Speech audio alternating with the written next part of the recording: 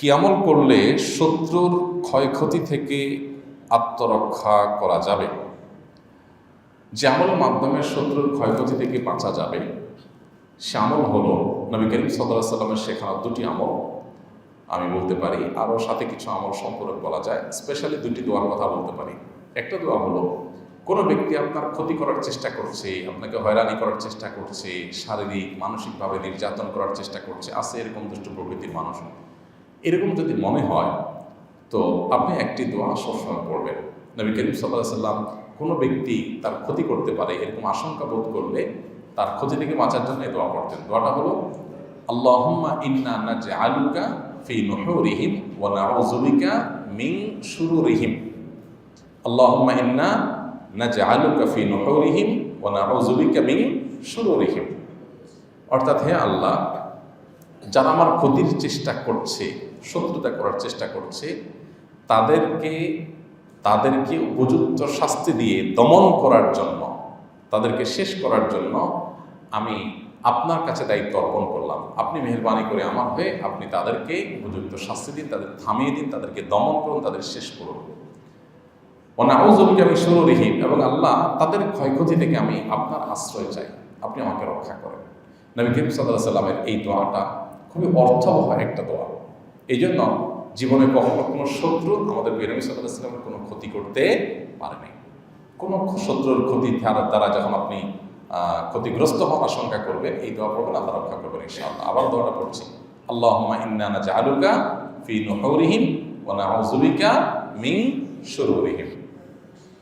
আর আরেকটা দোয়া আছে যেটা কোরআনে বর্ণিত হয়েছে, যেটা উহুদ যুদ্ধের পর গজওয়ায়ে হামরাউল আসাদের সময় মদিনার মুনাফিকরা মুসলমানদের মধ্যে একটা ভয় ঢুকাই দিল যে মক্কার মুশরিকরা তারা আবার সমবেত হচ্ছে এবং তোমাদেরকে সর্বগ্রাসী আক্রমণ করে শেষ করে দিবে।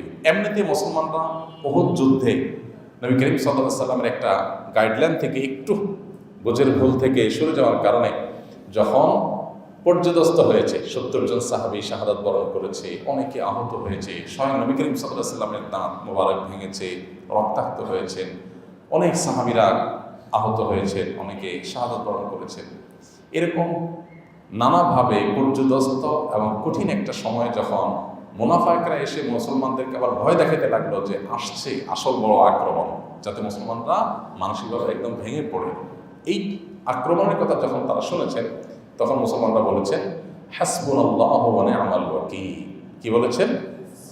হাসবুনাল্লাহু ওয়া নি'মাল ওয়াকিল, অর্থাৎ আল্লাহ আমাদের জন্য যথেষ্ট। যেই আসুক না কেন আমাদের ক্ষতি করার জন্য আল্লাহ আমাদের জন্য যথেষ্ট, এবং তিনি সবচেয়ে উত্তম কর্মবিধায়ক। আমাদের পক্ষ থেকে যে কোনো কিছুকে করবার জন্য তিনি সর্বোত্তম প্রতিনিধি বা সর্বোত্তম কর্মবিধায়ক, সবচেয়ে উত্তমভাবে আমাদের কাজটা তিনি করতে পারবেন। তার উপরে আমরা ভরসা করলাম। হাসবুনাল্লাহু ওয়া নি'মাল ওয়াকিল, নি'মাল মাওলা ওয়া নি'মান নাসির। তিনি সবচেয়ে উত্তম অভিভাবক, তিনি সবচেয়ে উত্তম সাহায্যকারী। নবী করিম সাল্লাল্লাহু আলাইহি ওয়াসাল্লামের হাদিস থেকে আমরা জানি যে এই একই দোয়া আল্লাহর নবী ইব্রাহিম আলাইহিস সালামকে যখন অগ্নিকুণ্ডে নিক্ষেপ করা হচ্ছে তিনিও পাঠ করেছেন, তিনিও বলেছেন হাসবুনাল্লাহু ওয়া নি'মাল ওয়াকিল। তাহলে ইমানদার যখন বিপদে পড়বে তখন পড়বে হাসবুনাল্লাহু ওয়া নি'মাল ওয়াকিল, নি'মাল মাওলা ওয়া নি'মান নাসির। বিশেষ করে কোনো শত্রুতা থেকে, ক্ষয়ক্ষতি থেকে আপনি যদি আত্মরক্ষা চান, তার ক্ষয়ক্ষতি থেকে বাঁচতে চান, তাহলে আল্লাহর কাছে দোয়াটা পড়বেন। হাসবুনাল্লাহর জায়গায় হাসবি আল্লাহ পড়া যায়। হাসবি আল্লাহ মানে আল্লাহ আমার জন্য যথেষ্ট, আর হাসবুল্লাহ মানে আল্লাহ আমাদের জন্য যথেষ্ট। তো এক বছর একটা বহু বছর, হাসবি আল্লাহ ওয়া নি'মাল ওয়াকিল, নি'মাল মাওলা ওয়া নি'মান নাসির। তাহলে শত্রুর ক্ষয়ক্ষতি বাঁচার জন্য যে আল্লাহুম্মা ইন্না নাজআলুকা ফি নুহুরিহিম ওয়া নাউযু বিকা মিন শুরুরিহিম, আর হাসবি আল্লাহ ওয়া নি'মাল ওয়াকিল, নি'মাল মাওলা ওয়া নি'মান নাসির, এই দুটি দোয়া পড়বেন।